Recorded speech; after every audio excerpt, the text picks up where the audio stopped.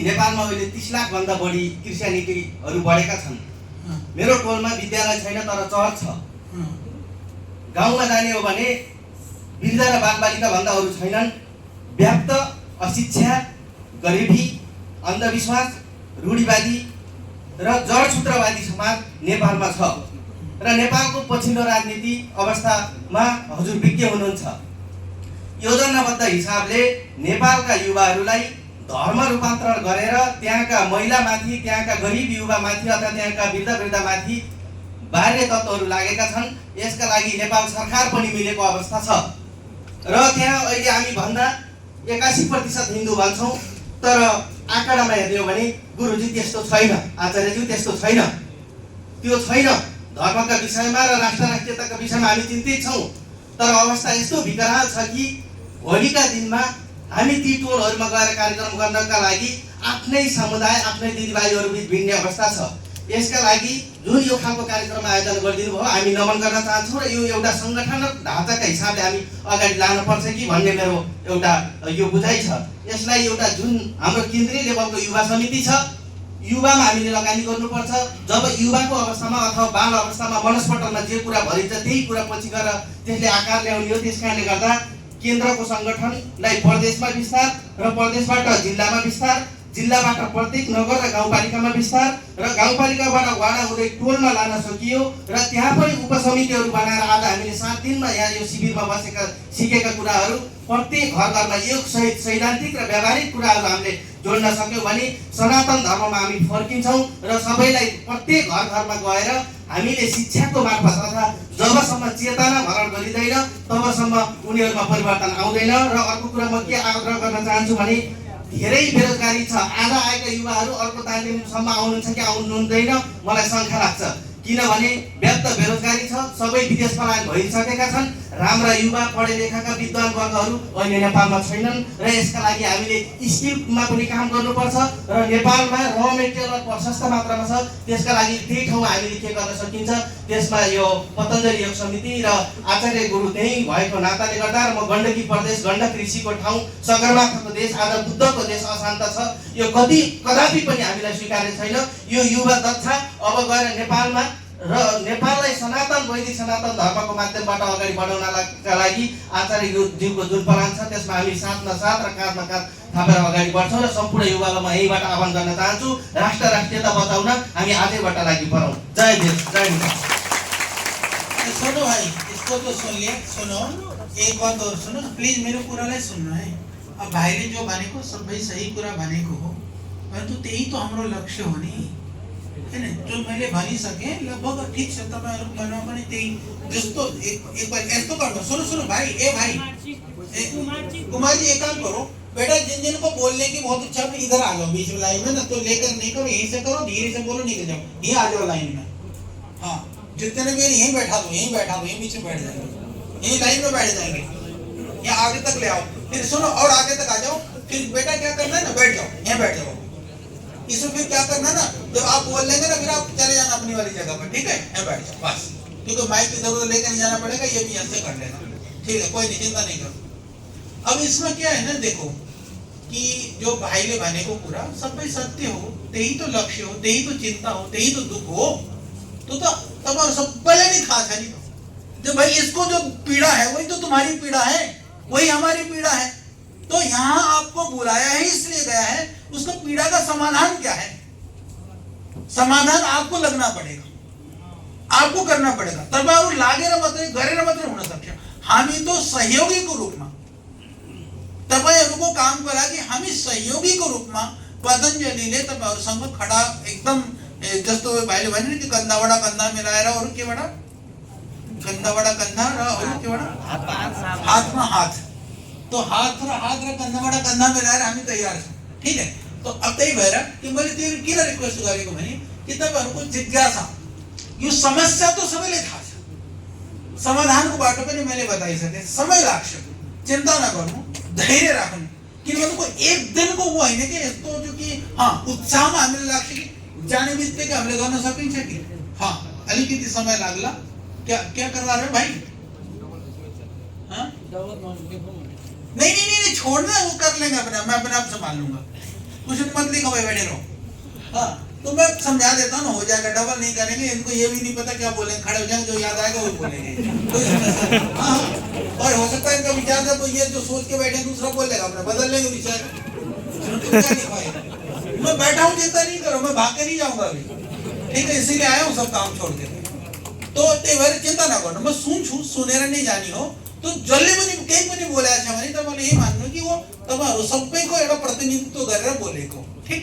त्यसमा केही नयाँ कुरा हुन सक्ला, या फिर मैले उत्तरको रूपमा कोही यस्तो होला कि त्यसको समाधानको रूपमा तपाईहरुलाई हुन सक्छ कि नयाँ जानकारी पाउन सकिन्छ कि, त्यो भएर मैले त्यहाँ सबैलाई बोलाउनको लागि भनेको। हाँ भाइ। ओम आचार्य गुरुको दत्त प्रणाम। मैले चाहिँ एउटा पेसाले शिक्षक हुँ। म चाहिँ तराई, पहाड, हिमाल 3 ठाउँमा पनि म गएँ।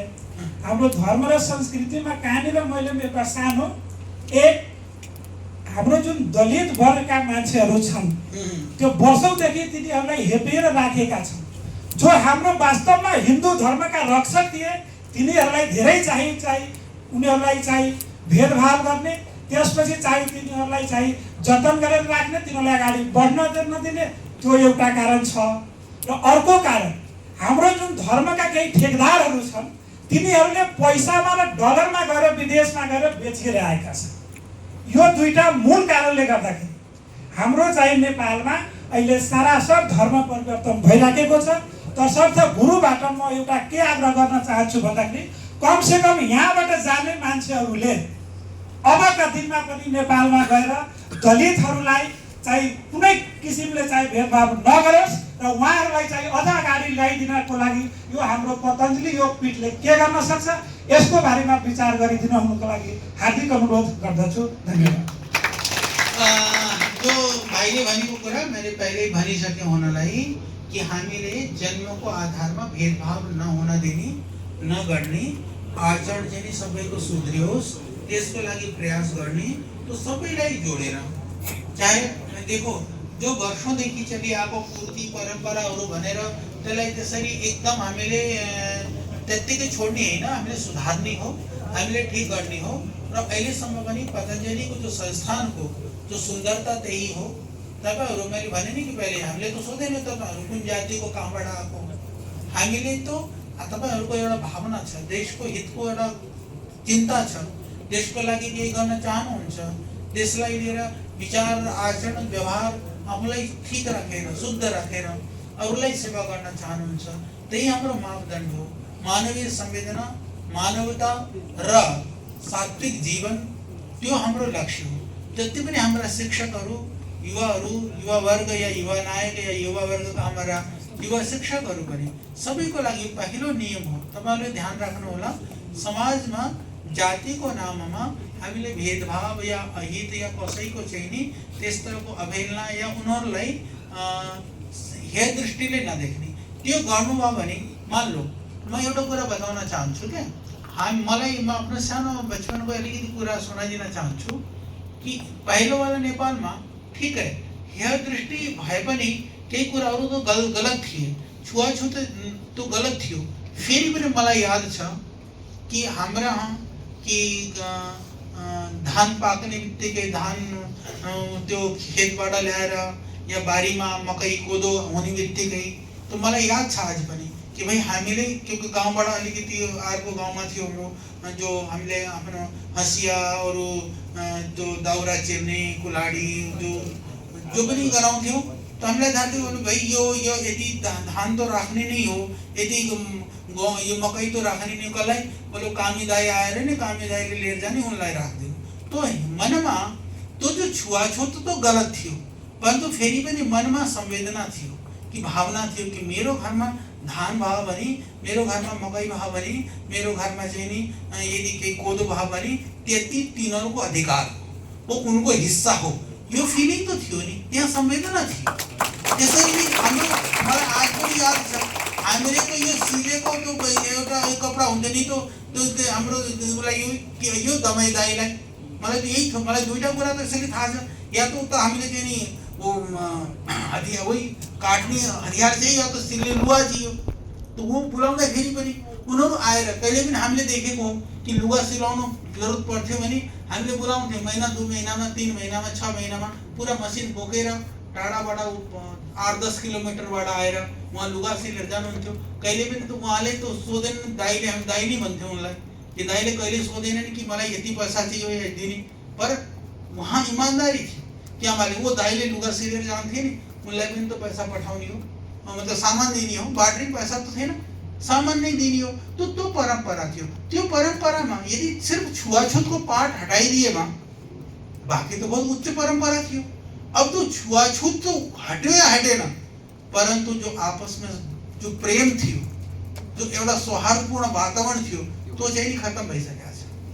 कि ये बाहिरबाट यहाँ इन्डियामा त थियो त्यो बिमारी, नेपालमा मैले त्यो बिमारी अहिले सुनेर म सक्ड छु कि हामी मूल निवासी हूँ, ये जति पनि ये बाहुन क्षेत्री, ये दूसरा ये जातिहरू ये सब विदेशी हुन्, बाहिरबाट आएका हुन्, ये भित्रबाट आएका हुन्, ये तो पहिले कहीँ पनि थिएन।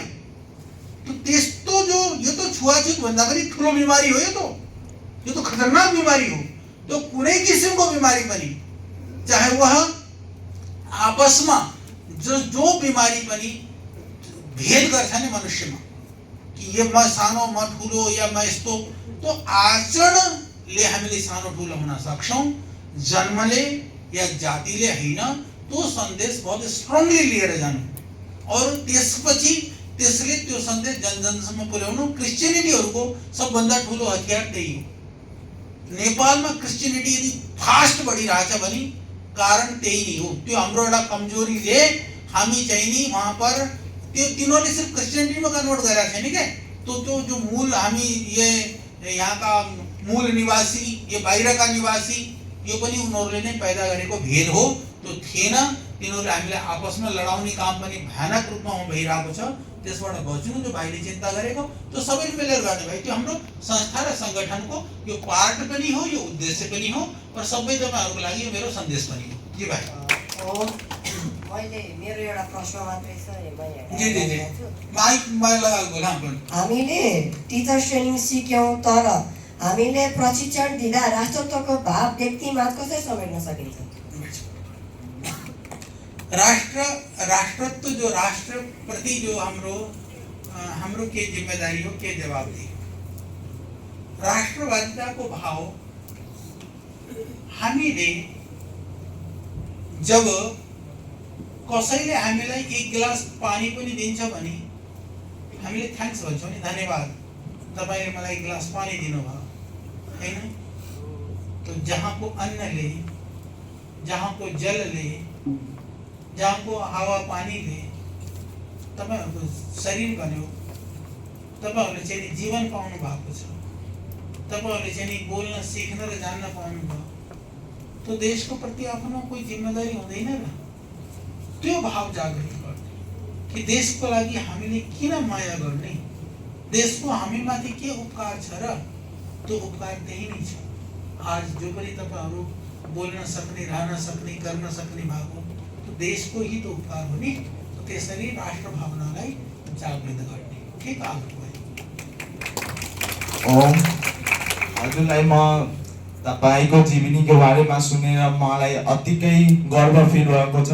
हजुरलाई म सत्य आफ्नो तर्फबाट नमस्कार गर्न चाहन्छु, किनभने हजुरले आफ्नो बलबुतामा यस्तो सम्राट ठुलो पतञ्जलिको आयुर्वेदिक चिकित्सा प्रणाली उत्पादन गर्नु भएकोमा मलाई धेरै गर्व फिल हुन्छ र यस्तो म पनि गर्न चाहन्छु।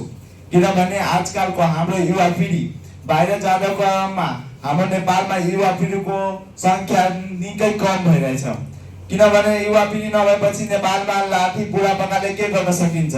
त्यही सन्दर्भमा मेरो विचारमा म नेपाललाई केही दिन सकोस् भनेर मेरो नाम होस् पतञ्जलि जस्तै, त्यो मेरो विचारमा छ। म रामदेव बाबासँग पनि हिजो भेट गर्न चाहेको थियो, तर भेट गर्न सकिन, किनभने उहाँ धेरै बिजी हुनुहुन्थ्यो, अलिकति समय निकाल्नु भयो। प्रश्न त बता दो भाइ। म त्यही भन्दैछु हजुरलाई।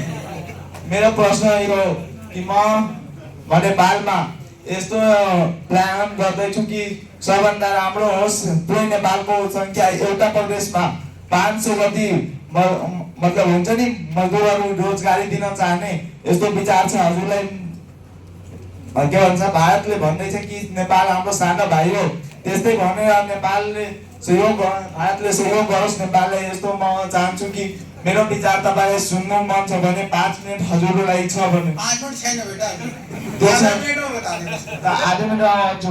मेरो स्थितिमा यस्तो छ कि नेपालमा पहिलादेखि सांस्कृतिक कार्यक्रमदेखि नै आइरहेको मात्रै संस्कृतिलाई पनि जोगाउन चाहन्छु र त्यस सन्दर्भमा गाई वस्तुहरूलाई मिलाएर एउटा फ्याक्ट्रीको उत्पादन गर्न चाहन्छु र त्यसबाट धन्यवाद। ऐसा बेटा कुन क्लासमा पढ्छौ तिमी? कक्षा के गर्दैछौ? कक्षा बता दे, वैसे बता दे। मैले 80 पास गरेको छु अनि यो तपाईसँग सहयोग भएपछि छिटै होला, नत्र 10 वर्षमा म आफैले यस्तो गर्न चाहन्छु। ऐसा है कि बेटे को ना थोड़ी सी ट्रेनिंग की जरूरत है। ये थोड़ा सा अभी अवसाद में है, मैं बता दूं, और उत्साह में है बच्चा, तो मैंने पता कर लिया, पता चल जाता बेटा। तो अच्छा उत्साह है उस बच्चे के अंदर, पर अभी उसको ना उस उत्साह में उसको अवसाद से बाहर निकलना जरूरी है। ये अभी देखो, ये समाधान बनना चाहता है, पर यह भी अभी समस्या है। यही वहां पर, क्योंकि उत्साह होना चाहिए, पर उसके लिए योग्यता, क्षमता र एक अवसाद से मुक्ति भी तो चाहिए ना। यो सबै युवाहरूको स्थिति हो यो, समझने में बाकी है ना। हाँ, तो ये बच्चे को भी ठीक करना है, बाकी को भी ठीक करना है। अरे ओम आचार्य श्री के चरणों में कोटि कोटि नमन। थोड़ा सा 1 मिनट ना। जी मैं लगभग 10 साल पहले से मैं सत्यार्थ प्रकाश पढ़ रहा हूँ। पढ़ करके मेरे अंदर ये विचार आया कि मेरे यहाँ नेपालगंज में जो एक गुरुकुल अगर निर्माण हो जाए तो हो सकता है आने वाली पीढ़ी को हम आगे बढ़ा सकते हैं। जो आपका उद्देश्य है, जो आपका संकल्प है, वो जो सत्यार्थ प्रकाश पढ़ करके आप भी जो अगाड़ी हमने मूवी में देखा था, सत्यार्थ प्रकाश का आप अगाड़ी लेकर के आए थे स्वामी जी महाराज और आप, तो वही विचारधारा से हम भी जुड़े हैं। हमारा एक 7 साल का बेटा है, वहाँ पर गुरुकुल न होने की वजह से मैंने टीकापुर में उसको भेज दिया है पढ़ने के लिए। ठीक है। अच्छा सुन, वो तो गुरुकुल में तो बच्चों को भेज दिया, अच्छा किया। अब गुरुकुल तो खोलेगा, अब युवा संगठन में मिल करके युवाओं को तैयार कर। मैं तो लगभग 8 साल से पतंजलि से भी जुड़ा हूँ। अभी कितने युवा तैयार किया? अब संगठन पे काम कर जा करके, ठीक है। जी हाँ, बस ये जिम्मेदारी है। ठीक है, ताली बजा दो इसके लिए।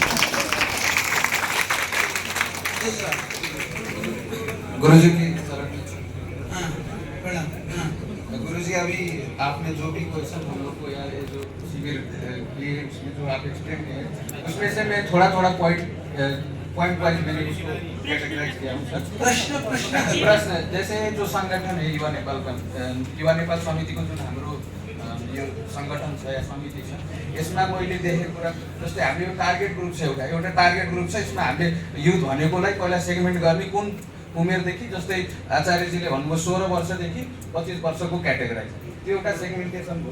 त्यसपछि हामीले यिनी स्किल कसरी इक्विप गर्ने, कमाउने वातावरण कसरी, जोड्ने सबैको मन छ गुरुजी, जोड्ने सबैको मन छ, तर एउटा भनौँ न कमाइको व्यवस्था नभएर पनि मान्छे प्लान भइरहेछ।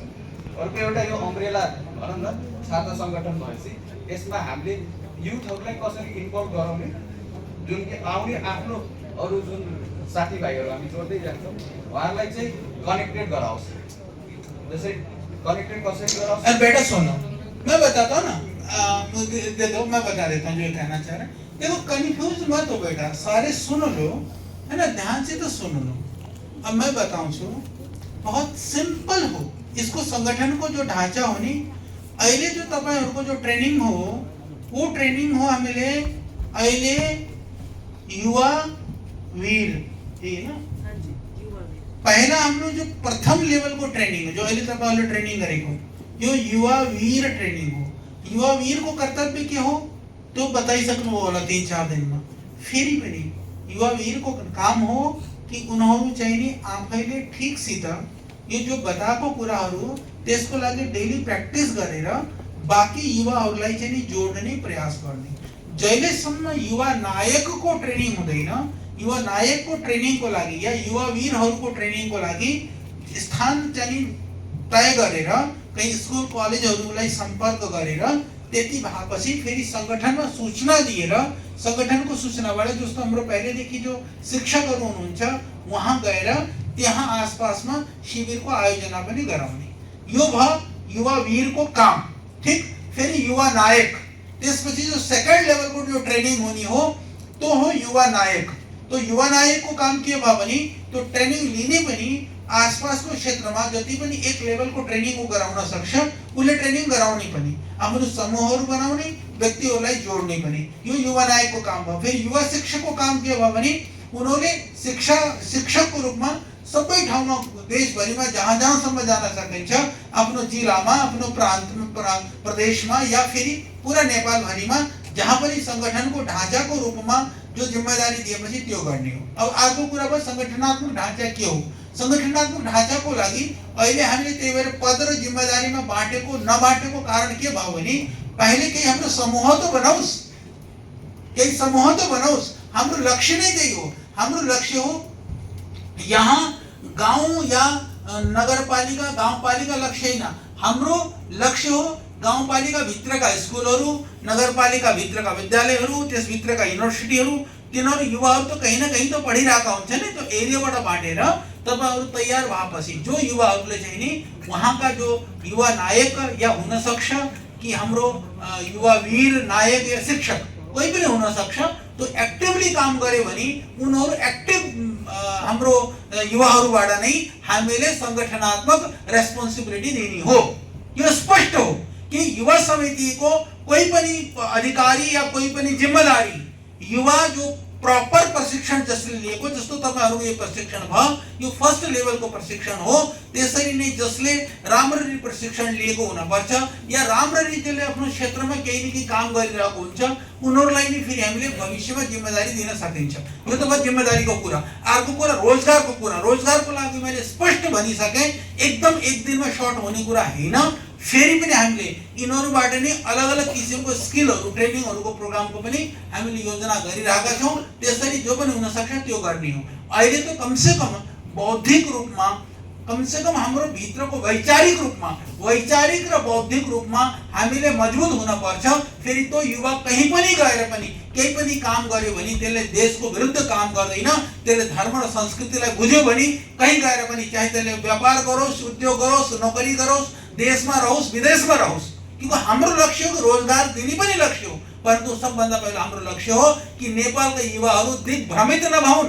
धर्मको नाममा, जातिको नाममा यताउता कसैले भएकाएर चाहिँ नि उसलाई देश विरुद्ध चाहिँ नि कहीँ खडा नहुन पाओस्, त्यो लक्ष्य हाम्रो पहिलो लक्ष्य हो।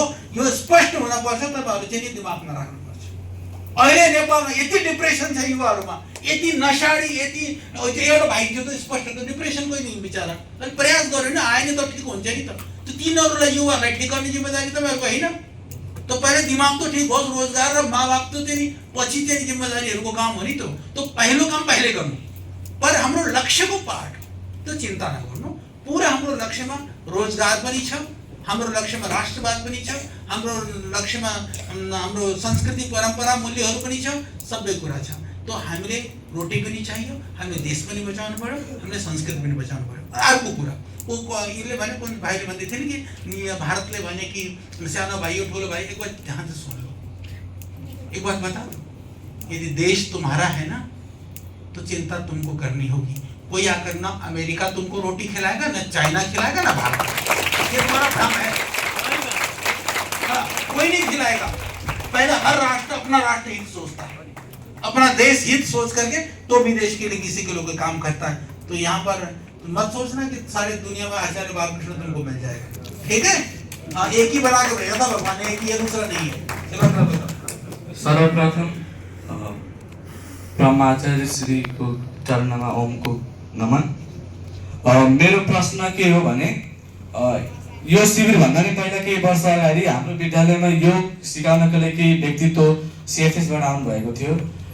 त्यति बेला चाहिँ के भयो, हामी सबै योग सिक्यौँ, अनिवार्य सबै क्लासमा योग सिकाउने कुरो भयो। त्यसपछि हामीले सूर्य नमस्कारहरू सिक्यौँ। तर जुन क्रिस्चियन बालबालिकाहरू हुन्छ, अब योग सिकेकोलाई त हामी ध्यानमा मेडिटेसनमा जानु पर्यो, अब सूर्य नमस्कार गर्नु पर्यो। तिनीहरूले के भन्यो भने यो भनेको हिन्दू हो, हामी क्रिस्चियन हो, हामी यसमा लाग्नुहुन्न भनेर आधी स्कुल उठ्यो र त्यो एक हप्ता पनि चलेन त्यो जुन चाहिँ योग सिकाउन आए। मेरो मनमा के डर छ भने अब म यो सिकेर गएँ विद्यालयमा त अनिवार्य देखाउने मेरो सोचाइ हो। शिक्षकले के भन्नुभयो, प्रत्येक क्लासमा पालो मिलाएर सबैलाई अनिवार्य सिकाउनुपर्छ। तर त्यसमा केही क्रिस्चियनहरू पनि छन्, तिनीहरूले अझै कुरा उठाउँछन्, उठाउनु भन्ने पनि छैन, उठाउँछन्। त्यसमा अलिक समस्या पर्छ, धेरैचोटि यो समस्या परिसकेको छ। पहिला CFSC सिकाउँदा पनि ध्यानमा ओमको बिट हुन्छ त सबै क्लासका आधीभन्दा बढी उठेर जान्थे। जुन हिन्दू होइनन् तिनी पनि त्यही क्रिस्चियनको बहकावामा लागेर उठेर जाए। चलो यो राम्रो होइन, हामीले पढाइले गर्नुपर्छ। हाम्रो कम्फु कराटे छ, बाहिरबाट आएको संस्कार छ, टेक्वान्डो छ, जसले नै हाम्रो शरीर स्वास्थ्य हुन्छ। तर योगले केही पनि गर्दैन, बस यो दुखाइ हुन्छ, पेन हुन्छ, समय बर्बाद हुन्छ। हाम्रो टेक्वान्डो छ, फुटबल छ, हाम्रो योगले के गर्ने हो भने आधी स्कुल उठ्यो, मजबुरन शिक्षा गर्ने विद्यार्थीले त्यसलाई बन्द गर्नु पर्यो। मेरो प्रश्न के हो भने सम्झे भाइ, तिम्रो चिन्ता पनि सम्झे, राम्रो कुरा भाइले उठाएको हो। सबभन्दा पहिले त के गर्ने भने एक न प्राणायामको साइन्टिफिक वाला एक किताब है, कुछ नहीं, एक रिसर्च वाली बुक छ। एउटा हामीले न प्राणायाममाथि केही संख्यामा सायद धेरै छैन होला, जति पनि होला, डॉक्टर शर्ले टेलिसन हमारा लिखा हुआ किताब इंग्लिश में हो। एक प्राणायाम को वो जो लिखेको प्राणायाम को जो किताब को लेखिका नै क्रिस्चियन हो, ठीक है। वो मेरे यहाँ साइंटिस्ट थी अहिले पनि छ बेंगलोरमा। तो जो भाइले भनेको न योगको माथि किताब लेखेको चाहिँ वो लेखिका नै क्रिस्चियन हो।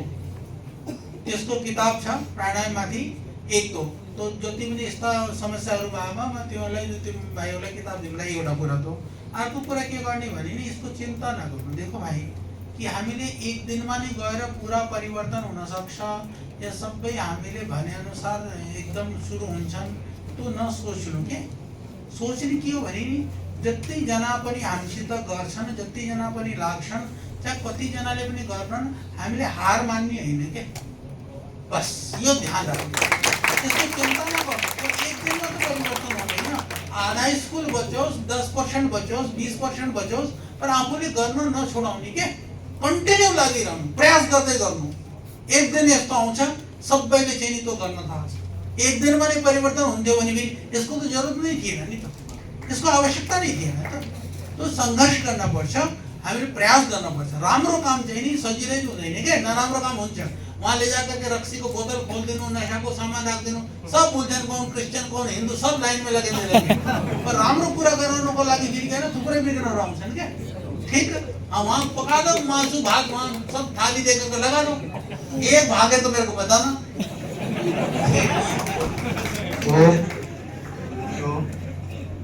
जी मैं पहले आगरा में पढ़ता था, मेरे पापा भी जॉब करते हैं, तो मैं क्रिश्चियन स्कूल में पढ़ा था।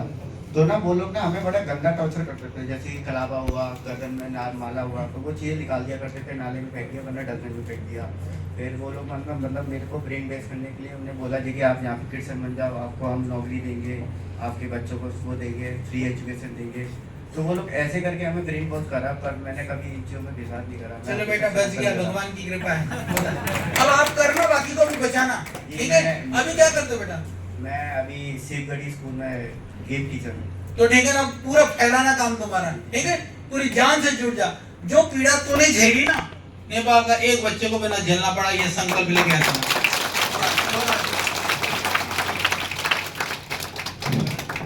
गुरुजी हजुरलाई नमन। धर्म संस्कृतिको रक्षा भन्दै नेपालमा अहिले पनि विभिन्न सङ्गठन विचारधाराहरू सक्रिय छन्। उनीहरू र युवा नेपाल समितिमा के कस्तो समानता छ र हामी उनीहरूभन्दा के कुरामा फरक छौँ र विशिष्ट छौँ, यो एउटा प्रश्न। अर्को प्रश्न, हामी ती अरू सङ्गठनहरूसँग कस्तो भावना राख्नु उचित हुनेछ? यो ठीक प्रश्न। अहिलेसम्म जति भाइहरूले सोधे, योभन्दा पहिले जो भाइले भने और यो भाइले भनेको प्रश्न दुईटै राम्रो है।